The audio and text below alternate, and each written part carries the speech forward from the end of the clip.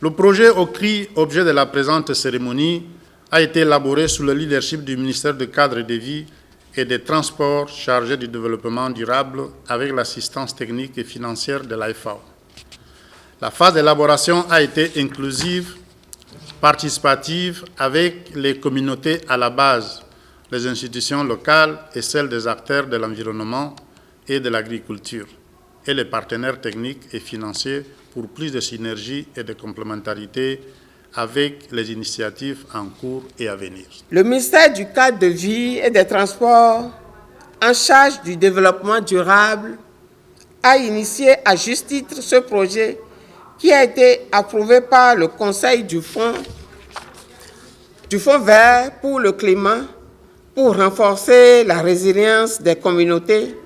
du bassin de l'Ouémé. À terme, le projet permettra d'améliorer la production agricole à faible émission de carbone et résiliente au changement climatique, restaurer les services écosystémiques dans le haut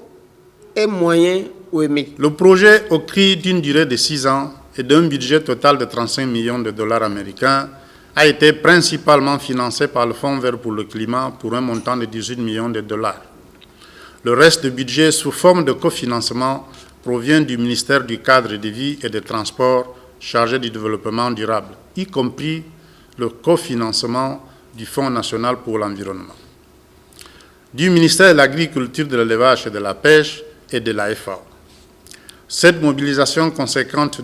du cofinancement, soit 17 millions de dollars américains, témoigne de l'engagement du pays et de la cohérence du projet avec les priorités nationales déclinées non seulement dans le programme d'action du gouvernement 2022-2026, mais aussi dans les différents instruments de planification au niveau national cités plus haut. En améliorant la gestion des terres et de l'eau, ainsi que la production agricole, le projet permettra de réduire leur vulnérabilité face aux perturbations climatiques croissantes dans l'Ouémé. Le projet renforcera également les chaînes de valeur résilientes au climat pour les cultures ayant un impact socio-économique et écologique majeur. C'est par exemple le maïs, l'anacarde, le karité et la mangue, et ceci avec le soutien du partenariat avec le FIDA. La mise en place de la plateforme OCRI offre une occasion unique de stimuler de l'investissement innovant et résilient du climat dans les chaînes de valeur locales, de favoriser un environnement favorable aux micro, petites et moyennes entreprises et de promouvoir un meilleur accès aux finances, en particulier le microcrédit.